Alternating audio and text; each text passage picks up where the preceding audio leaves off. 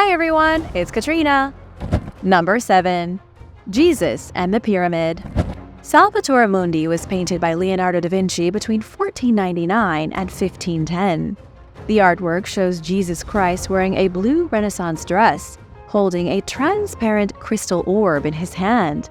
The orb is supposed to be a representation of the celestial sphere of heaven, but there is some mysterious hidden symbolism that could connect the painting to the Pyramid of Giza. Experts have noticed how the pattern on Jesus' blue garment is geometrically identical to the pyramid. The shape and positioning match perfectly with the Great Pyramid.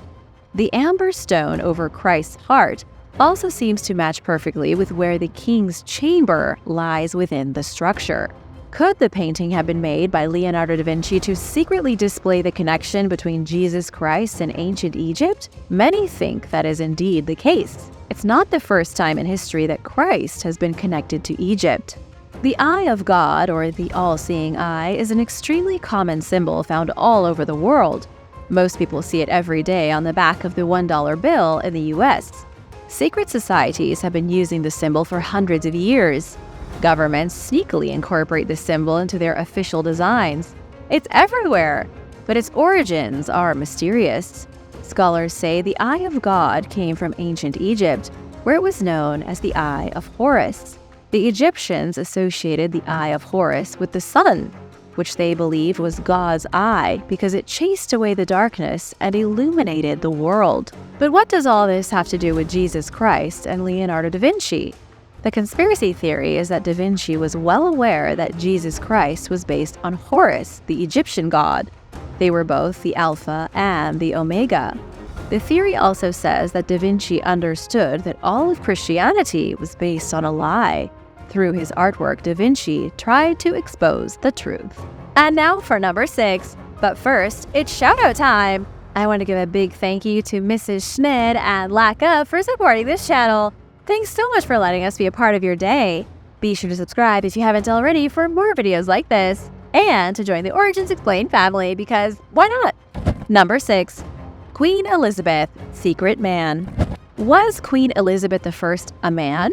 It's a question people have been asking for centuries. Conspiracy theorists believe that Queen Elizabeth was not the daughter of King Henry VIII, but rather his son in disguise. Here's a bit of background for the theory. Elizabeth was sent away at the age of 10 to a small village because of the bubonic plague that was wreaking havoc in London. This was in the early 16th century. Even 500 years ago, people understood they were more likely to catch the disease in a dense city than in the countryside. But according to the conspiracy, Elizabeth was infected by the bubonic plague anyway, and she died. The nurse was so terrified of what King Henry would do when he found out that Elizabeth was dead that she looked for a local girl who could replace Elizabeth. But she couldn't find one since Elizabeth was very unique with her reddish hair. The only person around who looked kind of like Elizabeth was an effeminate young boy. The nurse dressed the boy in Elizabeth's clothing so that the king wouldn't have her head. The king didn't notice the difference, and for the rest of that boy's life, he played the part of Queen Elizabeth. It sounds completely outrageous. Queen Elizabeth ruled England and Ireland from November 17, 1558, up until her death in 1603. You would think someone would know if she had been a boy. Yet historians say the conspiracy could be factual. After all, Queen Elizabeth was known as the Virgin Queen. She never consented to a marriage, even though she was given plenty of legitimate offers. Historians have identified a dramatic difference in her handwriting from before and after she was sent to the village to be protected from the plague. The writing is so obviously different that experts believe the letters were not written by the same person. When in public, Elizabeth always wore a wig. She would only be seen by specific doctors and often by no doctors at all. Elizabeth was known to suffer many ailments because she refused to see any physician except one that she trusted implicitly. All the clues point to Elizabeth being a man. She even ordered not to have an autopsy done after her death. In the 1800s, a cleric in the village where Elizabeth supposedly survived the plague found a mysterious skeleton. This skeleton was of a young girl wearing clothing only suitable for a royal. Even Bram Stoker, the man behind Dracula, believed that Elizabeth I was not a biological woman. Number 5. The Denver Airport. The Denver International Airport is the most controversial airport in the whole country. It might look ordinary on the surface, just like any other airport, but not to conspiracy theorists. They claim the Denver International Airport was designed by the Illuminati. It's a secret headquarters where the global elite are planning a mass genocide of the human race. Why? To trigger the New World Order. According to the conspiracy theorists, Stapleton International was a perfectly fine airport in Denver during the 1990s. They say there was no need to build the Denver International. Then, when it opened in 1995, it had fewer runways that reduced its capacity from the former airport. Even weirder was that during its construction, there were 5 mysterious buildings completed before the airport itself. These huge buildings were buried and intact. The official story was that they were built wrong, not that they were buried as part of the alleged underground facility. Some other unusual claims have been made about this airport. People say its runways form the shape of a Nazi swastika when looked at from above at a certain angle. In 2007, 14 commercial aircraft supposedly had their windshields suddenly shatter from a mysterious electromagnetic pulse. There are weird words written on the floor throughout the airport. Things like tzit, deep, gal, which nobody can translate. There is a granite monument at the airport emblazoned with the symbol of the Freemasons, which could be one of the biggest arms of the Illuminati. The granite monument is even engraved with New World Airport Commission. Some of these aspects are easy to debunk. Stapleton International Airport was 65 years old and a huge nuisance for the city. It only had 3 runways and couldn't accommodate jumbo jets. There is an underground area, but it's part of a train system which connects the terminals. There is also an underground system for the baggage handling to get luggage from one place to another. There are other aspects of the theory that are not so easy to debunk. The thing about the broken windshields is mainly true. It was a real event in 2007. The official explanation was that the windshields were broken by flying debris during high winds. But that seems pretty suspicious to have 14 commercial jets all broken at the same time. Rumors about electromagnetic weapons being developed beneath the airport have never gone away. Number 4. The Catastrophic Comet Conspiracy.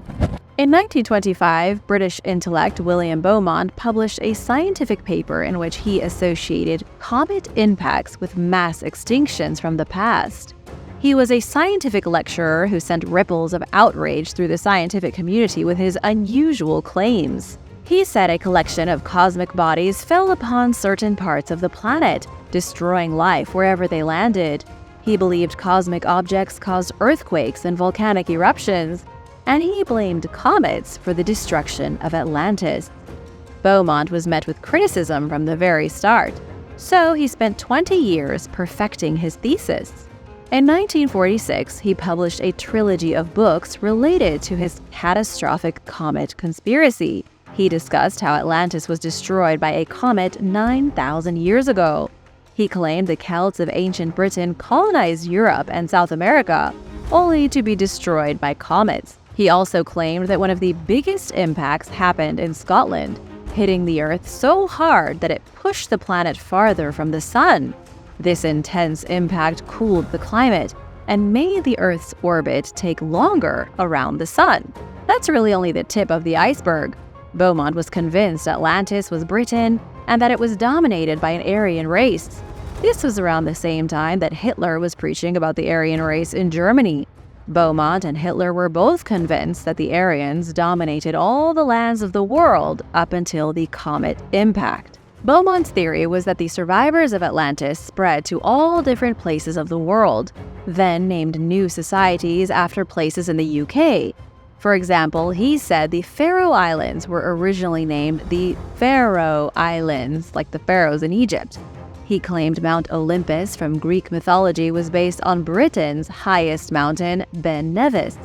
He said London was originally called Damascus, York was Babylon, Edinburgh was really Jerusalem, and he said Jesus Christ was crucified in Scotland.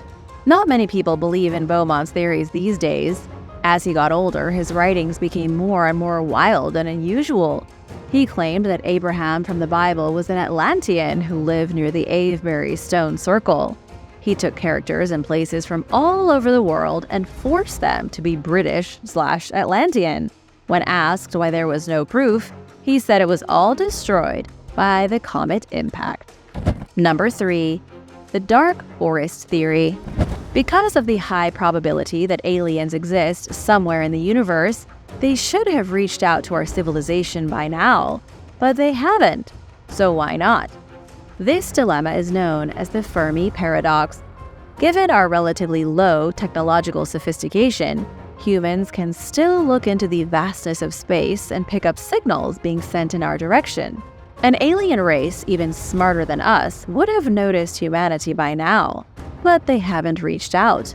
The Drake equation says there should be at least 20 intelligent alien civilizations in our local cosmic hood, but they still haven't tried to contact Earth. Many people have tried to answer the paradox. One of the answers comes in the form of something terrifying. It's called the Dark Forest Theory. This conspiracy theory claims the human race has not heard from aliens yet because they are keeping quiet on purpose. The theory compares the universe to a dark forest. Every civilization that reaches intelligence understands that they are in a dark and scary place. Each civilization is armed and likely dangerous, like a hunter in the woods. If other civilizations had similar conflicts as the ones on Earth, they are most likely suspicious of others. Again, like lone hunters armed and dangerous in a forest, scared of running into one another. The idea is that because everyone is afraid of their cosmic neighbor, all the civilizations are trying to hide themselves. The theory is supported by scientist David Brin, who suggested civilizations could even be scared of alien probes sent through space to wipe them out. What do you think of these theories? Let me know in the comments, and hit that subscribe button if you haven't already. Number 2. China in the Grand Canyon. In 1498, Christopher Columbus entered the Gulf of Paria in Venezuela, making him the first European in South America. However, he may not have been the first explorer in the New World. There is a conspiracy theory that says the Chinese discovered America roughly 4,000 years earlier. The theory comes from a Chinese text written in the 4th century BC. The text describes a mysterious voyage taken to an unknown land far from anywhere anyone had ever explored before. It also gives a bizarre and eerie description of the Grand Canyon. The text is called Shan Hai Jing, an abstract of natural history and folklore made around 2,400 years ago. The first part of the book is one of the earliest travelogues ever written. It discusses interesting regions in China, along with tales of exploration from long ago. The book gives an account of a group of explorers who set off from China in the year 2250 BC. A fleet of ships traveled 10,000 miles to a place described as beyond the Eastern Sea. The travelers then crossed a great wasteland until they came to a canyon, with many falls and cataracts and rapids. The text seems to be describing a journey across the Pacific Ocean to the western shores of the U.S., then a grueling journey across the Southwest deserts to the Grand Canyon and the Colorado River. Most modern scientists don't put much stock in the story. They think the tale is largely exaggerated. Experts feel that the ancient explorers probably found a land closer, maybe an island in Japan or somewhere in Russia. Still, many people believe a group of Chinese explorers did find the Grand Canyon. One of those believers was Henriette Mertz, who wrote a book in 1958 insisting that China found America first. There is even a bit of potential proof in the southwestern United States. In 2013, controversial researcher John Ruskamp looked at pictograms across various sites in the U.S. near the Grand Canyon. He identified 84 archaic pictograms that he wholeheartedly believes were made by Chinese people. He believes the carvings are proof of a Chinese expedition. There are not many others who believe the pictograms are from China. John insists the ancient scribblings match writing from the Shang era in China. He says pictograms found in Nevada date to 1300 BC, which would mean that Chinese people settled in America after they found it. There is a pictogram in Nevada that John says depicts an elephant, which feels like it should be impossible. There weren't any elephants in the Americas 2,500 years ago. only in Asia and Africa. So what do you think? Could it be possible the Chinese arrived? Let me know your thoughts in the comments. Number 1. No Rome? A new conspiracy has emerged claiming that ancient Rome never existed. According to influencers on TikTok, the ancient civilization is nothing but a hoax. A hoax cooked up by the Catholic Church in the 1500s, then maintained by vicious white supremacists. One of the biggest pushers of the theory is Donna Dickens, who posted videos in 2021 and 2022 arguing against the existence of the Roman Empire. Dickens called Rome a fictional homogenization of European indigenous culture by the Church. And that's an exact quote that Dickens claims the true ancient Roman culture was a mixture of Greeks, Egyptians, and various people from Turkey. Apparently, the Colosseum cannot be radiocarbon dated. 200-year-old texts written by the Romans were really forged by Christian monks 500 years ago. This is an extremely outlandish theory that has picked up a startling amount of speed for one main reason. Rome existed. It's one of the best documented civilizations of the ancient world. They spread Latin across Europe, helping develop languages from French to Spanish. Their ruins can be found from England to North Africa. Still, tens of thousands are spreading the conspiracy that Rome is a hoax. But please don't let TikTok convince you. Ancient Rome definitely existed. Thanks for watching and hope you had a good time. Share the love with your friends, hit that subscribe button, and come back soon. Bye!